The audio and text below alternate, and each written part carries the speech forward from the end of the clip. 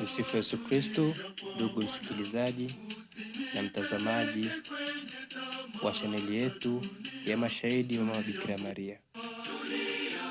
Leo hii tunaangalia ni nini maana ya novena.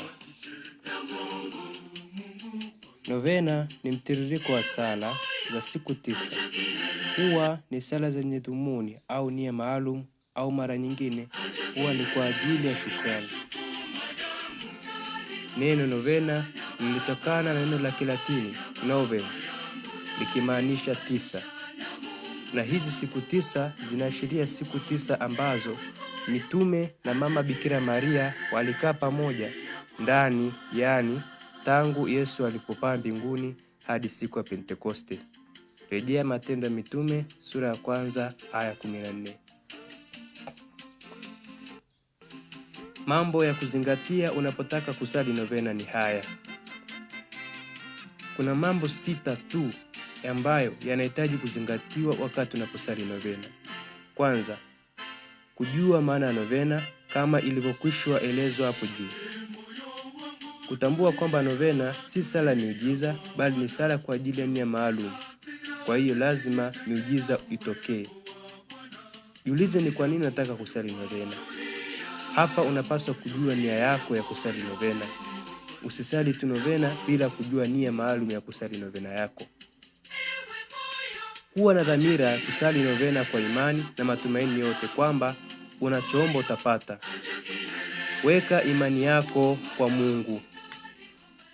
Zingatia kuwa novena ni tendo la ibada, kwa hiyo maandalizi mengine ya kiroho ni muhimu, kama vile sakramenti ya toba, sakramenti ya ekaristi, kufunga chochote kile, kutoa sadaka, kutafakari na kusoma neno la Mungu mara kwa mara.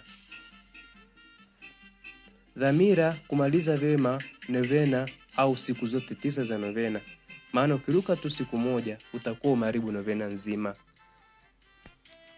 Sasa ni kuelekeza ndugu namna au jinsi ya kusali novena.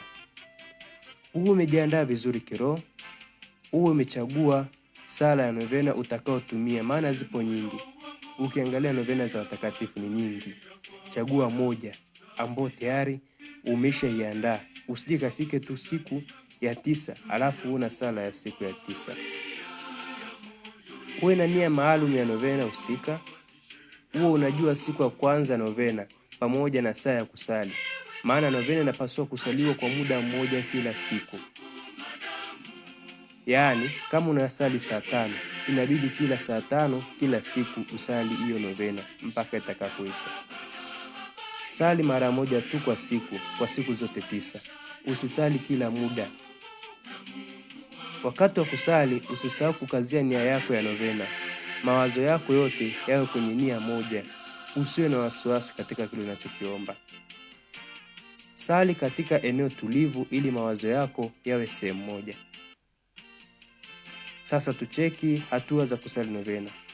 Kama kawaida, utaanza na ishara ya msalaba kwa sababu ndio utambulisho wa Ukatoliki, na unakiri kwamba kuna Mungu Baba, Mwana na Roho Mtakatifu, nafsi 3 katika Mungu mmoja.